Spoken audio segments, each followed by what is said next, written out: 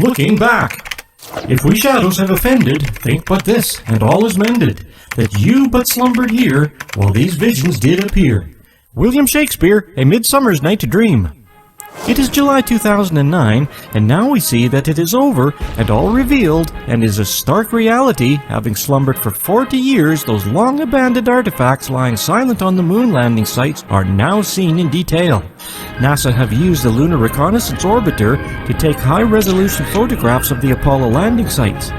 Launched on 18th June 2009, the LRO orbited the Moon at a height of 50 kilometers above the lunar surface, and it is said to have provided images with a resolution down to about 18 inches.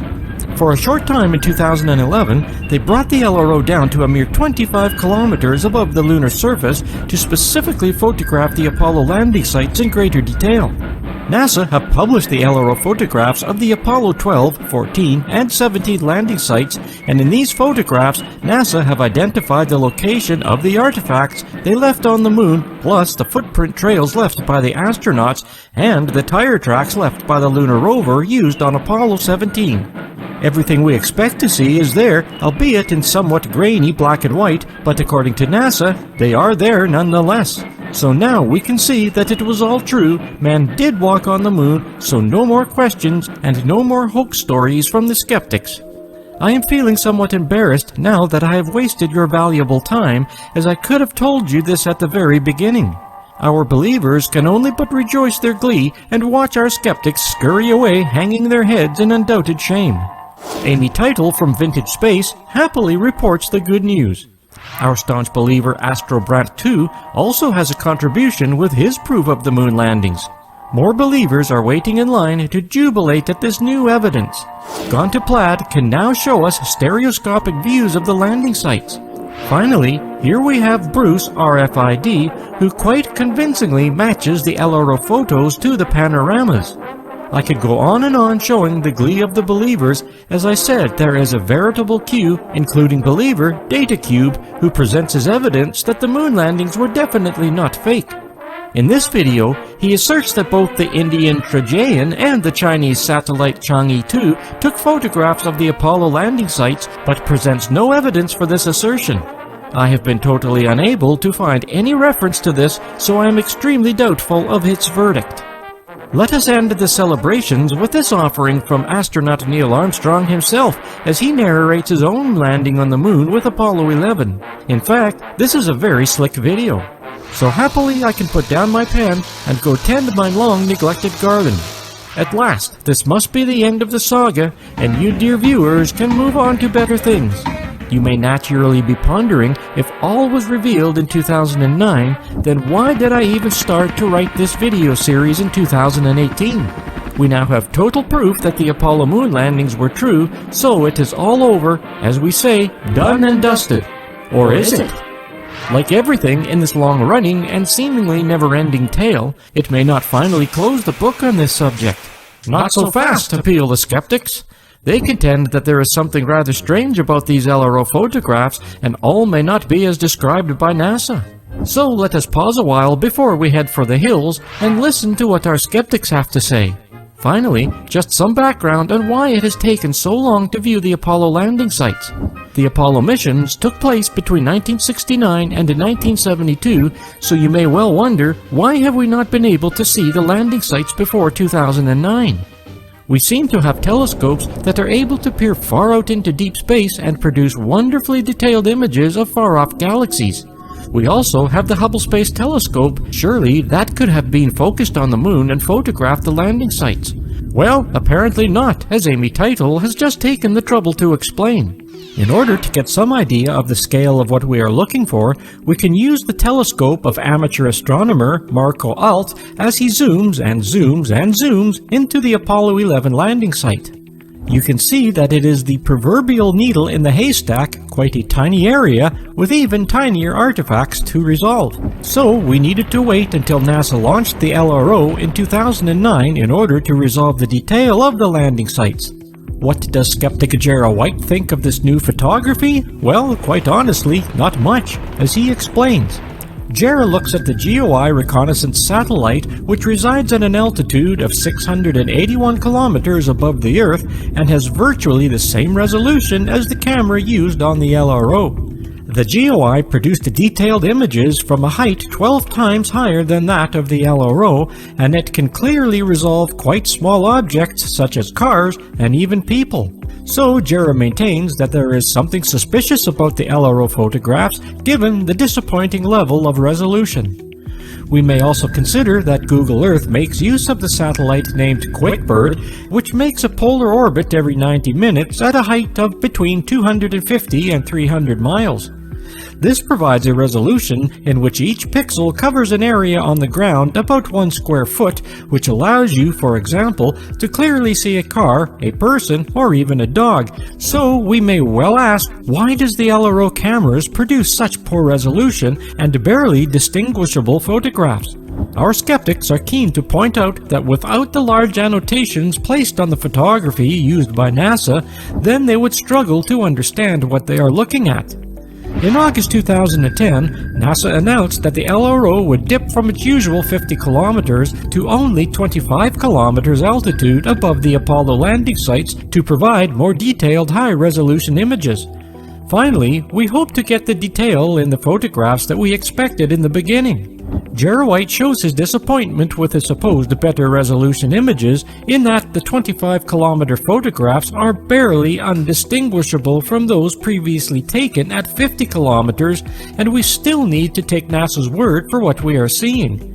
Jera White is not alone in his disappointment, as Mr. Sandpit123 explains in his contribution.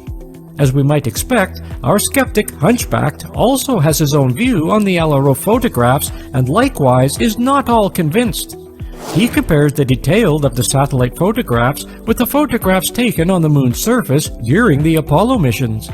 He goes even further in his attempt to prove that the LRO images are in fact just fakes. In this video, he first emphasizes that the image has been photoshopped. I am not sure how relevant this is given that we know NASA did alter the photographs to add to the annotations unless he is referring to the unannotated photographs, but he fails to make this clear. More on this matter later. He makes certain calculations of the distance between the lander and the LSEP, Apollo Lunar Surface Experiments package, using evidence from the photographs and original coordinates from NASA for the location of the sites. He finds significant discrepancies in the distances, which he believes proves that the photographs must have been faked. If he is referring to the unannotated photographs, then there is no real reason why a digital image should have been photoshopped, but perhaps NASA innocently cleaned up some of the defects in the image, or, as the skeptics would have you believe, added slightly more detail. Having given NASA the benefit of the doubt in this case about any photoshopping of the image, I am afraid that we will later present incontestable proof that NASA does create completely false images that it claims to be from the LRO. What about the footprints and the tire tracks so clearly identified by the NASA LRO photographs? Our skeptic Jera White has a detailed look at the problem but remains totally unimpressed. In this video, he tries to reconstruct what the footprints should look like on the LRO photographs, but with little success. Jera takes a more detailed look at the trails of the LRO photographs, in particular what he sees to be dead ends to the trails. He compares a broad image of the Apollo 17 landing site taken from the Arizona State University video, which shows a far wider area of the very small LRO area shown in the NASA photographs. His investigation notes that the boot and the tire track end at the periphery of the LRO photograph and do not continue outside this area. The implication is that the tracks have been drawn onto the LRO photographs, but the wider area photograph has not been so doctored. This is a significant discovery and needs to be explained. As we might expect, our believer Astrobrant 2 has something to say on Jera White's problem with the tracks on the LRO photographs. He points out that Jera basically admitted in this video that the resolution of the LRO photographs makes them hardly worth analyzing. However, Jera's point that the tracks disappear outside the limited range of the LRO photograph does seem quite relevant, but is not mentioned in Astrobrant 2's contribution. I can assure you that there is a wealth of discussion on the LRO photographs, but most centers on whether the photographs have been doctored by NASA to prove a point or are genuine original photographs from the LRO. I mentioned above that NASA have doctored some of the LRO photographs, and here is the proof in this video by Paul on the Plane, in which he shows clear evidence that NASA has faked some of the LRO photographs. In this video, he examines several photographs of the Earthrise supposedly taken by the LRO whilst orbiting the Moon. By manipulating the brightness and the contrast, he shows quite clearly that the Earth has been superimposed in all of the photographs. This video is the first part of a 4-part series, but watching this first one is enough to understand his point. There seems to be no doubt that these photographs have been doctored, and it invites you to ask, why did NASA need to do this? Was it perhaps because they had no genuine photographs? The evidence from the Chinese exploration of the Moon using their own satellites is reported to have been found no trace of any activity at the supposed locations of the Apollo landing sites, according to this CNN report. I have been unable to confirm whether this video is genuine or an elaborate voiceover hoax. It seems as though Bertie Slack has the answer to this report, as he examines the background to this story and concludes that it is just another fake news item. We have further evidence that NASA photoshopped the LRO photographs in this interesting contribution from Deborah Malmedy. Interestingly, Deborah believes that NASA did land men on the Moon, but she has serious doubts about some of the aspects of the Apollo missions. Although she believes that NASA did succeed with the Moon landings, she believes that the footage of the astronauts on the Moon was probably faked. A new and interesting point of view, but unfortunately she bases her belief on the shadows misnomer that we discussed exhaustively in video 13. Like others, Deborah was extremely disappointed at the quality of the LRO images, having been led to believe from the NASA hype that the images would be high resolution. She makes a very valid point that she fails to see in these LRO images the significant advantages made over the past 40 years in digital photography. On the question of NASA photoshopping the LRO images, she refers to a video by Hunchbacked, which clearly shows that NASA did probably Photoshop even the raw LRO images. However, the telltale Adobe Duck in the file header can also be produced if the photograph has been compressed to a lower resolution, as we have previously discussed. In the remainder of the video, she recounts the normal anomalies discussed elsewhere in this video concerning the evidence for and against the Apollo moon landings. NASA no-fly zones. Before we head out of this chapter of this video, there is one very pertinent further point to make concerning the Apollo landing sites. At the very end of Jerry White's video, he makes mention of the NASA no-fly zones. He continues with his story in the follow-up video part 2. He discusses the possibility that the Apollo landing site may in future be visible using high-powered Earth-based telescopes. We can only wait and hope. It transpires that in July 2011, NASA released a paper, Recommendations to Spacefaring Entities, How to Protect and Preserve the Historic and Scientific Value of the U.S. Government Lunar Artifacts. This paper, shown in full, consisting of a full 93 pages, states, "This document, dated July 20th, 2011, contains the NASA recommendations and associated rationale for spacecraft planning to visit U.S. heritage lunar sites." NASA states that the legal framework for this document is, the USG, United States Government, continues to maintain ownership of NASA hardware and other property on the surface of the Moon, including the Apollo artifacts. These recommendations are not legal requirements, rather they are technical recommendations for consideration by interested entities. NASA seeks coordination in advance of lunar activities that would impact NASA artifacts of historic and scientific interest to ensure that all appropriate interests are recognized and protected. NASA recognizes that these recommendations would evolve and welcomes the opportunity to work with foreign space agencies and other entities planning robotic lunar missions.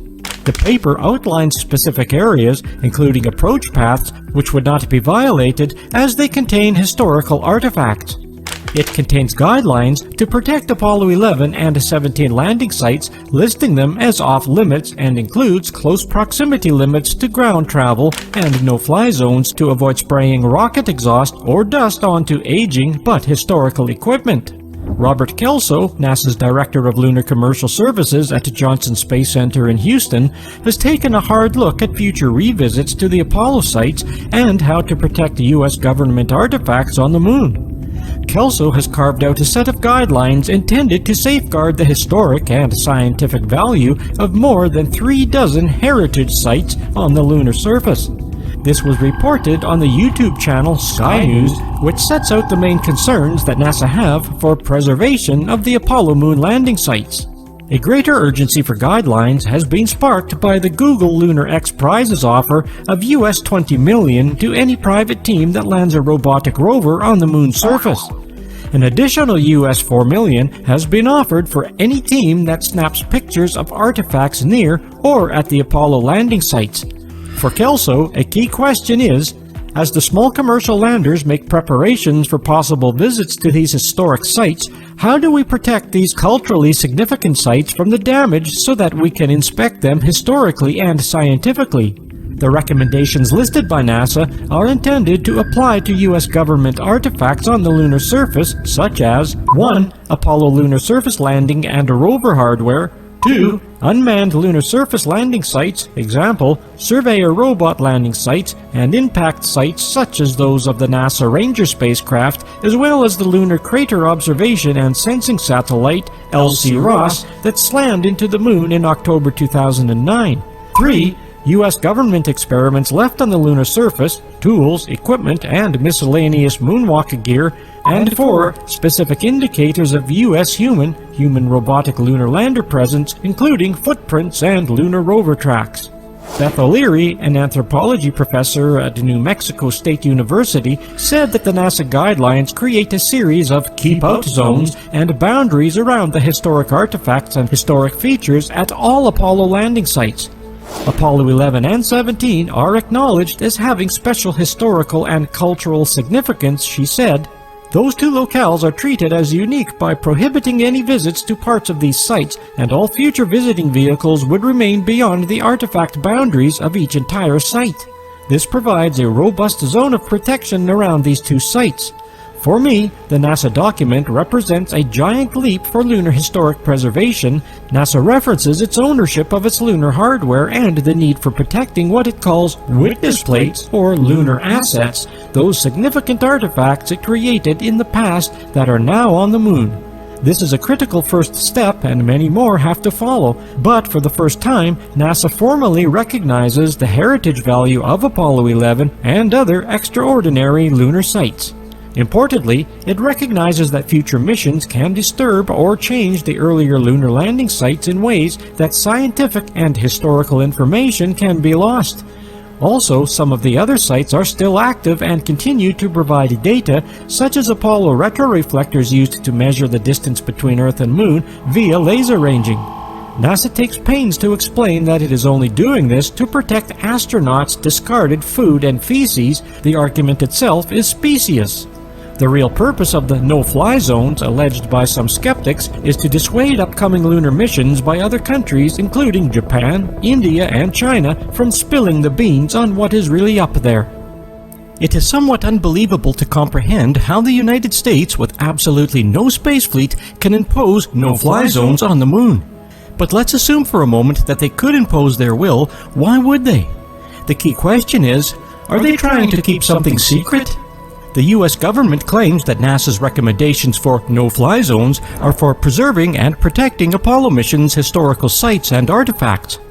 Apollo 11 and 17 sites will remain off-limits with ground travel buffers of 75 meters and 225 meters from each lunar lander.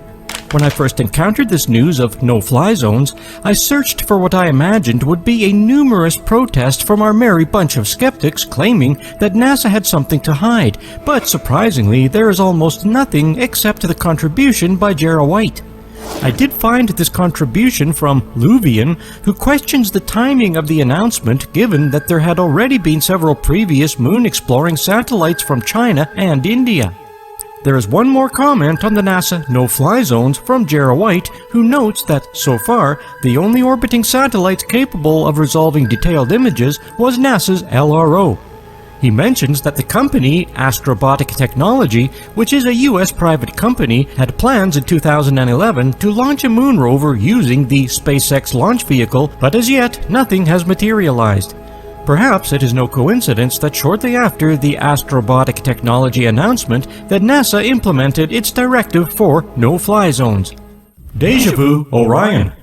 We make guilty of our disasters the sun, the moon, and stars, as if we were villains unnecessarily, fools by heavenly compulsion. William Shakespeare, King Lear. Hey, wake up! We are going again. Hope you kept that old spacesuit. I have still got mine.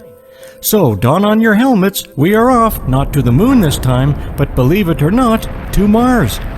A human mission to Mars has been the stuff of science fiction ever since my childhood, and I guess even before that. You may question why we are discussing holidays on Mars in a video supposedly about the moon. This relates to several of the anomalies in the Apollo story which our skeptics have called into question. Perhaps the most important of these anomalies for the skeptics was the radiation dangers in the Van Allen belts and beyond. Trying to understand how NASA and the other worldwide agencies are attempting to deal with radiation now may provide some insight into the Apollo radiation dilemma. We discussed radiation in detail in Video 6, Too Hot to Handle. Safely passing through the Van Allen radiation belts, known to contain regions of extremely high radiation, was a major contention of our skeptics, and seemingly an easily explained problem for our believers.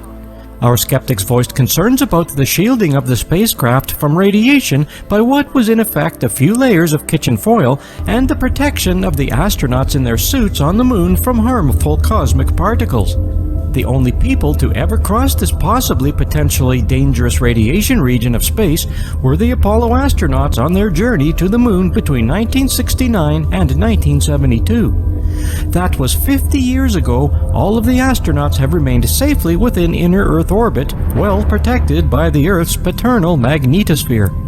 We can only imagine that there has been much more detailed research into this subject of radiation, more scientific data collection, and new developments in radiation protection since then.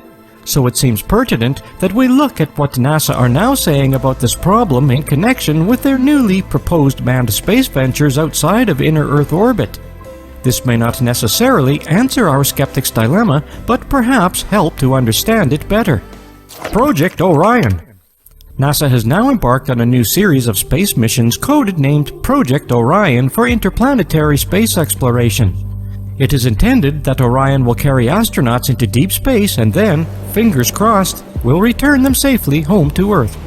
It is claimed that Orion will be able to travel to asteroids, to the Moon, or even to Mars. To accomplish this, NASA has developed a huge rocket called Space Launch System, which utilizes the Delta IV Heavy rocket. At launch, the Orion spacecraft will sit on top of this rocket. The heavy lift launch vehicle will carry Orion beyond low Earth orbit, where the International Space Station orbits, and far past the Moon into the outer reaches of our universe. The Orion spacecraft consists of three main parts. The upper section is the Launch Abort System, LAS, the crew module in the middle part, and the service module in the lower portion of the spacecraft. Astronauts will sit in the middle section, the crew module. This will be their living quarters for the likely 9-month journey to Mars.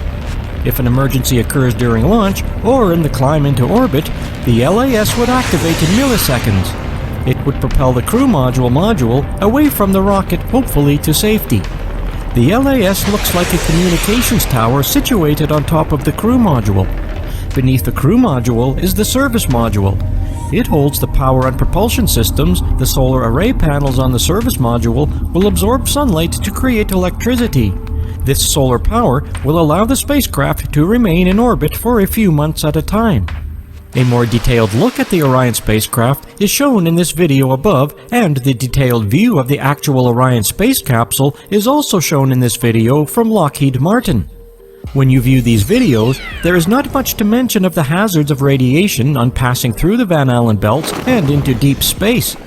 Not surprisingly, NASA has been developing spacesuits for more than 50 years, and a new version for the Orion astronauts has been developed.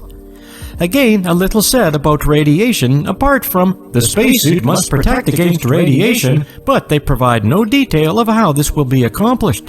If you recall, our skeptics have identified radiation as being one of the biggest hurdles to leaving inner Earth orbit, so one would have expected more detail from NASA.